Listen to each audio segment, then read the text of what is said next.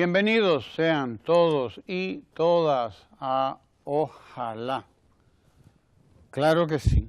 Usted tendría que prepararse para ver hoy a algunos editorialistas frotarse las manos y casi celebrar el que alguna de esas instituciones internacionales nos ubique entre los países más corruptos. Lógico, porque así ellos tienen razón de ser. La realidad es que ese será un tema que lo llevaremos y lo traemos y lo traeremos siempre, ya por alguna razón, y mayor o menor escala, porque usted ve que hasta en Europa están bregando con la corrupción. El caso Gürtel, Bárcena, el otro, qué sé yo cuántos casos en España, por ejemplo. Y usted ve que la Volkswagen recientemente ha estado sometida a la justicia para que, ¿me entiende? O sea, ese es un tema, claro que sí. Lo que pasa es que en nuestros países hay gente dedicada a solazarse en esos temas porque son los que le dan materia a su negocio. Porque de eso se trata, de darle materia a su negocio. Es un tema, que no nos olvidemos, pues es un tema humano, un tema propio de una agenda moral, ética que hay que llevar y mantener por toda la vida, además, por toda la vida. Debe ser un compromiso de todos los seres humanos y sobre todo los que están a nivel del Estado y los que estamos a nivel de o comprometidos en la administración del Estado. Pero también en la empresa privada, también en la empresa privada. No nos hagamos ilusiones, no nos hagamos ilusiones creyendo que donde está el mal es en el Estado o en el gobierno. No. Sí, ahí lo hay, pero lo hay en el otro lado igualito. Igualito. El problema es que se nos quiere vender la idea contraria. No. Ese es un tema de la sociedad y es un tema de la educación. Además, como bien lo defendió Eugenio María de Hostos, porque si usted se lee la moral social, si usted se lee sus textos fundamentales, usted se va a dar cuenta. Y no solo de Hostos, de los filósofos positivistas a los que Hostos estudió también, y de la filosofía de su época. Era un tema, y es un tema que viene siendo un temazo de la humanidad de toda la vida, además, que debe ir a la educación, claro, debe estar presente en la educación, en lo que se llama la formación de la conciencia moral, que habría que preguntarse si muchos de estos señores que viven predicando tienen esa conciencia moral de la que hablaba Hostos, y de la que habló Martí, y de la que hablaron todos esos patriotas nuestros. Habría que preguntarse si tienen esa conciencia moral, esa conciencia ética que les impida explotar a un trabajador pagándole miseria. Por ejemplo, habría que plantearse una cosa semejante cuando se hable de ética. Habría que plantearse algo semejante, ¿verdad? No es si tal o cual político es esto, aquello, es lo otro y habrá que meterle preso, enjuiciarlo. Sí, al político sí, claro que sí. A todos, a nosotros. Pero ¿y quién? ¿Y quién le para el coche al que lo hace impunemente? Además, no ya en el Estado, sino en las asociaciones, en las organizaciones de la sociedad. Esto es un tema serio, y lo grande y lo bonito del caso, o lo peor, lo trágico, es que no se reconozca cuando en el Estado hay una voluntad, y en el gobierno del Estado hay una voluntad decisiva, decidida, determinante a impedir, que impide además que se pueda hacer hoy lo que hasta hace poco se hacía. Que la justicia tenga problemas para cumplir su rol, ese no es un problema del gobierno, del Estado. No, ese es un problema que está allá, en otro poder, y que es un problema además de la sociedad, un problema social. Hay que verlo así, como un problema social, porque es de ahí que viene. Auyama no pare calabaza. El pueblo lo dice muy claro, que Auyama no pare calabaza. Todos somos hijos de una sociedad y todos y todas somos hijos, productos sociales, porque se quiere ver al ser humano como un producto individual. Eso es falso, absolutamente falso, como se quiere ver también a la riqueza como un producto individual. No es ver, eso es falso también. No es un producto individual, también la riqueza es un producto social, que lo produce la sociedad en conjunto, aunque a usted le toque administrar un pedacito de la sociedad, pero es un pedacito de la sociedad. Usted está dentro de un sistema y usted se debe a ese sistema social. Tiene que quedar claro.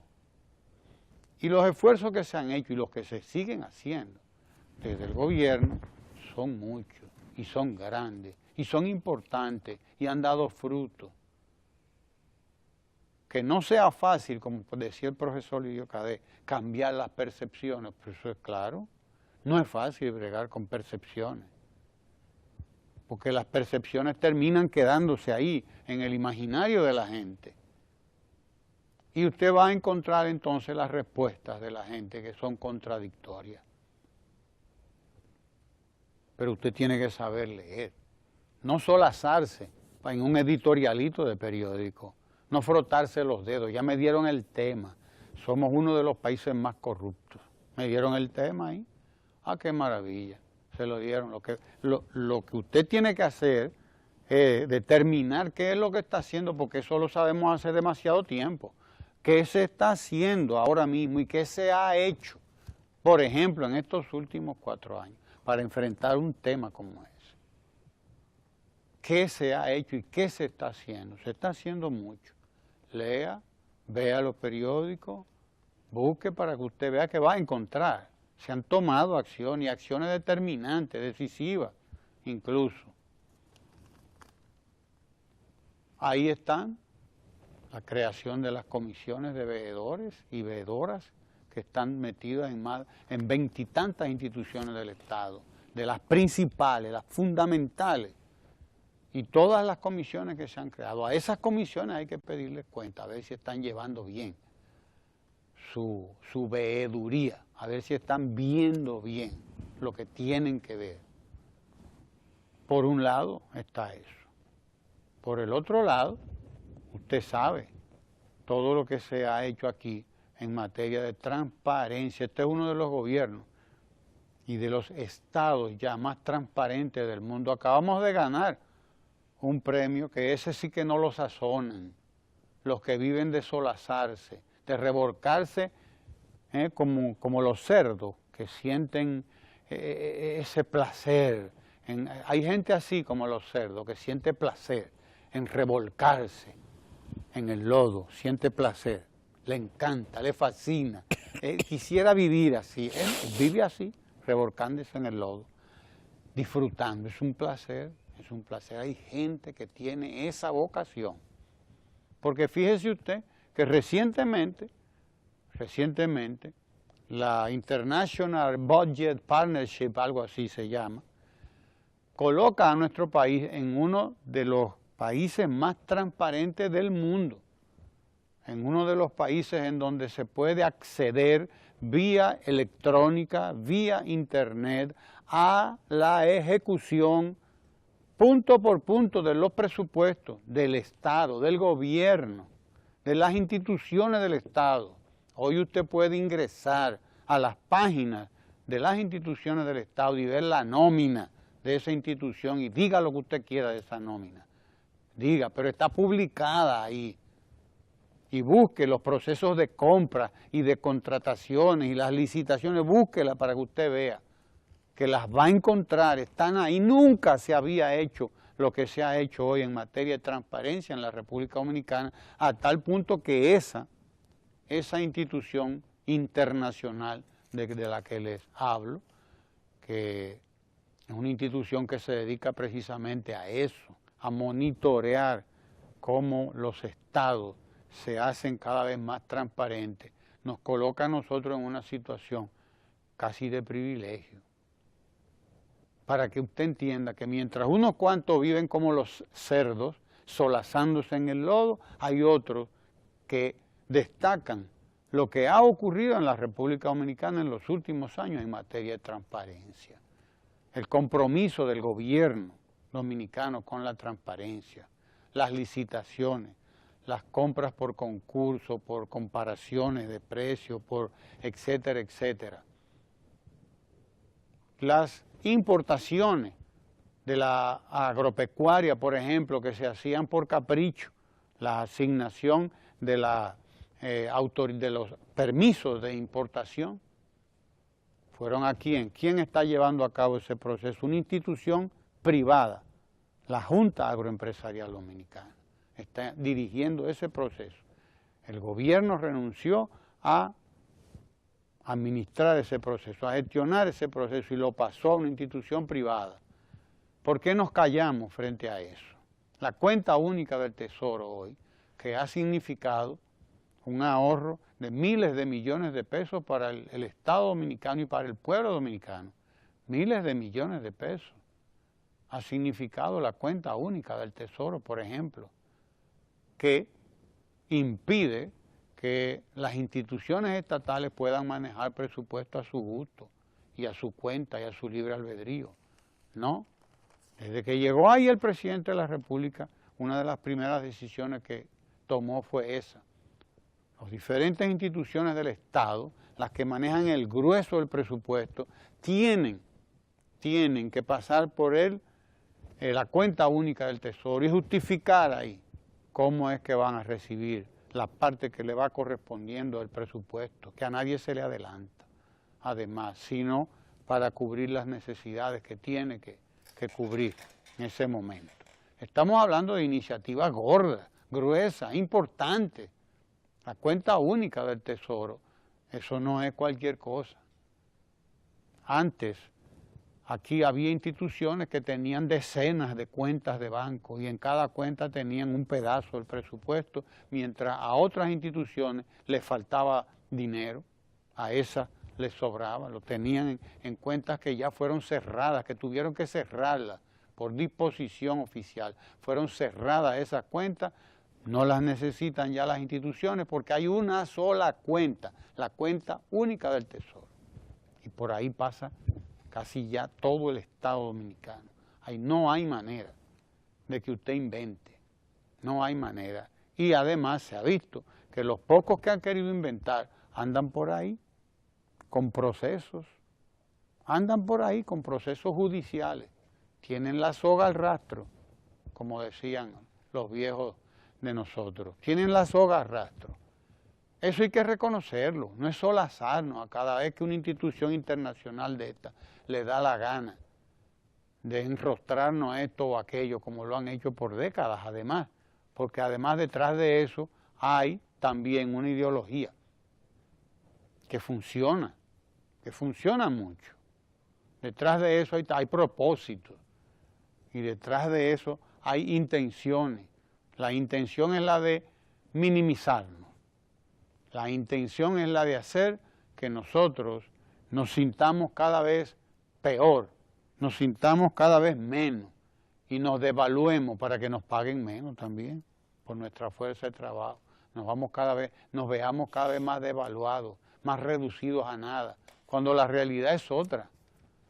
Ahí está la cuenta única del Tesoro. Solamente esa iniciativa, solamente esa, desde el 2012, ha recuperado 130.000 millones de pesos para el pueblo dominicano, para el Estado dominicano. Antes se manejaban, oiga usted, discrecionalmente, sin control de la Tesorería Nacional, esos 130.000 millones. Importante. Ahora se manejan con transparencia y con eficiencia. 255 instituciones públicas han sido incorporadas a la cuenta única del Tesoro. Ya son más. Al momento en que se hizo esta infografía, como le llaman, al momento en que esto se hizo, eran 255 instituciones públicas las que se habían ya incorporado a la cuenta única del Tesoro. Fueron cerradas 3.436 cuentas bancarias, oiga usted, 3.436 cuentas bancarias que tenían esas 255 instituciones. Divida 3.436 entre 255 y le va a dar el promedio de cuentas bancarias por instituciones. Y esa fue una promesa de campaña del presidente que se cumplió. Y se cumplió desde el 2012, empezó a cumplirse esa promesa. La institución de la cuenta única del Tesoro. Esas son las cosas que nosotros tenemos que estar diciendo y celebrando y haciendo que se profundicen y que se lleven a todo el Estado, no a las 255, 260 instituciones de las que estamos hablando, sino a todo el Estado. Si quedan 255 instituciones más, deben ir todas ahí a la cuenta única del Tesoro, pero eso requiere, usted sabe, eso requiere de una inversión también. ¿En qué? En software de computadora, en equipos, eso requiere la puesta al día en programación, etcétera, etcétera. Poner una institución al día en todo este tipo de cosas requiere tiempo, requiere capacitación de personal, etcétera, etcétera, etcétera. Pero saber que han sido cerradas más de 3.000 cuentas bancarias que eran manejadas discrecionalmente, eso es una victoria grande de un país y de un gobierno. Y en eso debían estar también esta gente que le gusta vivir como los cerdos, sí, dando vueltas, revolcándose en el lodo de las miserias humanas, porque tampoco es que el Estado es una creación que vino por, ¿de dónde? No, lo hemos creado nosotros los seres humanos. Es una creación humana, es una creación social. Entonces, estamos hablando de los problemas de la humanidad, de la condición humana también, que se van superando y que se han ido superando, pero que han costado mucho. Aquí han costado mucho, pero aquí se ha logrado mucho en materia de transparencia, es mucho. Hace poquísimo tiempo que usted no podía acceder a las informaciones fundamentales de las instituciones. Hoy están todas ahí, en línea. Búsquelo para que usted vea lo que es cuando hablamos de gobierno electrónico. Esa es la realidad. Hemos avanzado mucho y hay que reconocerlo. Cuenta única del Tesoro, comisiones de veeduría, concursos, licitaciones. Hay que ver cómo se han manejado cientos de miles de millones de pesos en los últimos años, solamente en el Ministerio de Educación, sin que nadie haya podido señalar uno solo de esos procesos. Y se han manejado más de 300.000 millones de pesos ahí, en construcciones, y se manejan miles de millones de pesos en el Instituto Nacional de Bienestar Estudiantil, en la comida, el desayuno escolares, en los utensilios que se les facilitan a las familias, es decir, a los niños. Esos son miles de millones de pesos que se manejan de manera transparente, de manera pulcra. Dígalo también, que eso no le va a quitar nada. Hay que decirlo también, Guillermo. Sí, así es. Yo no sé, en realidad a veces hay una agenda que resulta un tanto arbitraria, no solo en referencia a estos temas que podrían decirse que son eternos, como bien ha señalado Ramón, sino porque cada cierto tiempo se repiten, son exactamente los mismos. Para esta época, en el año pasado, si nosotros salimos y buscamos la vocería empresarial, en este caso los periodistas que hacen desde los editoriales, hacen opinión, bueno, pues siempre es, y no quisiera quizás sonar duro tan temprano, es la misma monserga.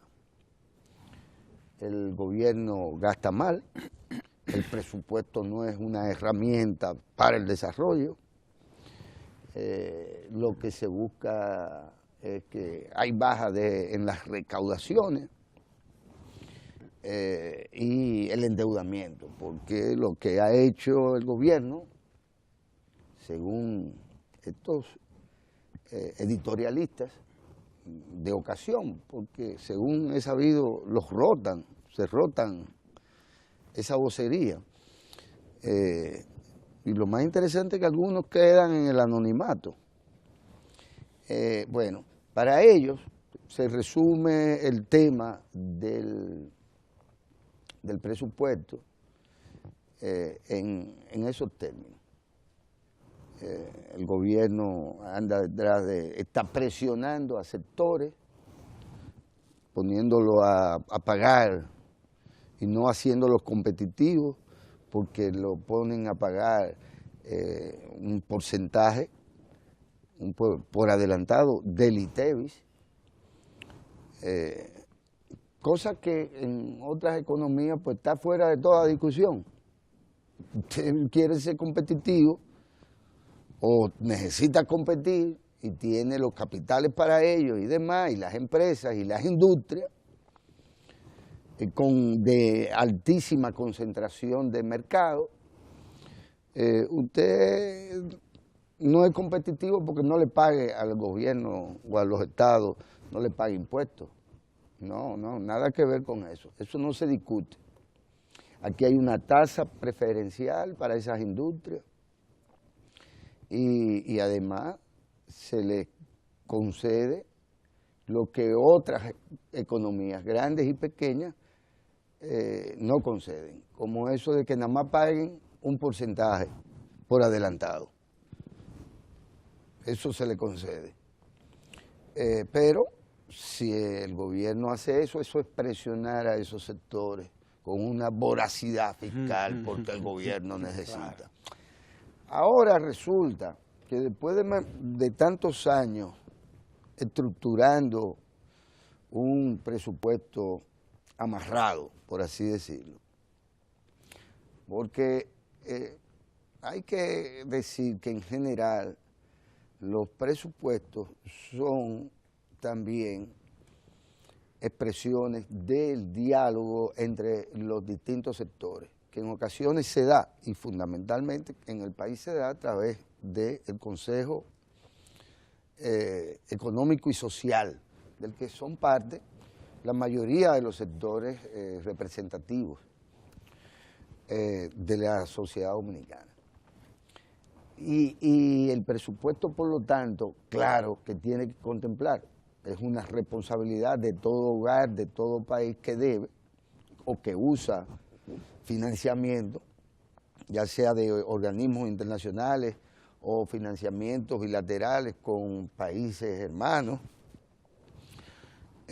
financiamiento ya sea emitiendo bonos soberanos, en fin, hay que contemplar el pago de la deuda y de algún lado tiene que salir eso, pero eso no está en discusión hoy. Eso hace cuánto que eso es así, que los presupuestos tienen que contemplar las amortizaciones que hay que hacerle a los de intereses y de capital, a la deuda que cada estado tiene, que no los gobiernos, porque aquí vienen entonces las cosas. Uno es culpable también como comunicador de que se hable indistintamente de gobierno y Estado, son dos cosas distintas. Una administración no necesariamente compromete al Estado.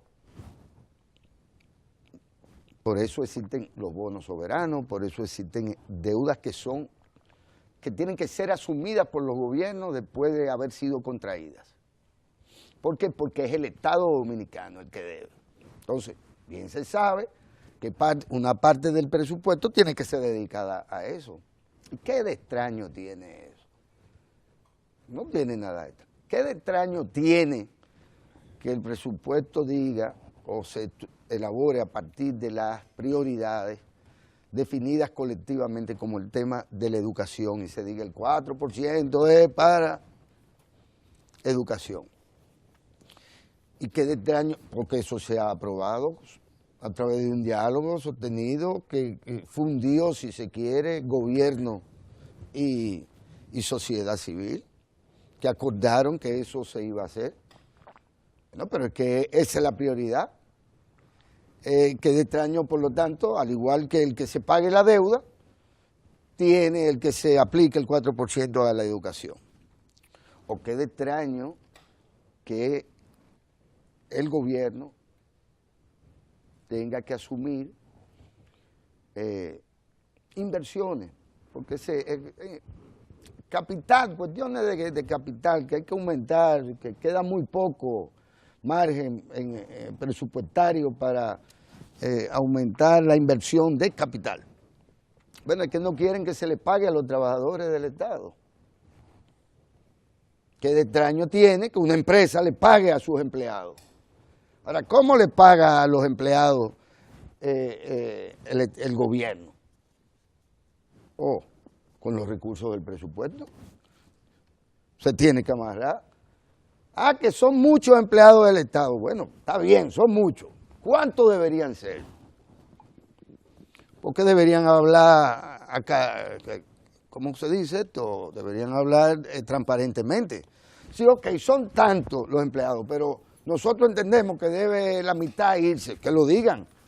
Entonces que lo digan y digan, para que el presupuesto sea una herramienta de desarrollo. Se necesita votar 200,000 empleados. Y al mismo tiempo, esos sectores que entienden eso y tienen todo el derecho de hacerlo y deberían decir, bueno, y nosotros como aporte, para que esta gente no se nos mueran de hambre, nosotros vamos a crear 200,000 empleos con estos capitales que nosotros vamos a disponer para que el Estado mande para su casa a 200,000 personas que son empleados que según estos sectores no deberían serlo. Pero que se diga con la seriedad que se tiene que decir.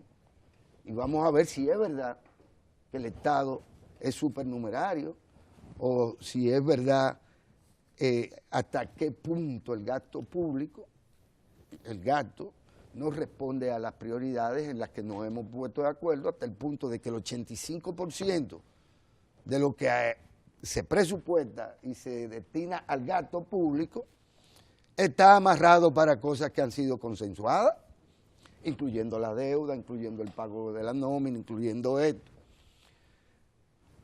Que se diga de todas esas partidas, bueno, son muchas las instituciones del Estado, todos los días se crea una nueva. Bueno, pero resulta ser que el desarrollo implica que se creen cosas nuevas.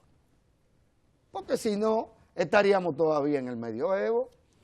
Y no el Estado e Iglesia sería lo mismo, sino que el Estado se mueva, como dijo aquel señor. Estaríamos allá. No, los Estados tienen que crear instituciones nuevas que responden a prioridades que antes no existían. Porque las prioridades, como bien sabemos, van cambiando. No pueden ser siempre las mismas.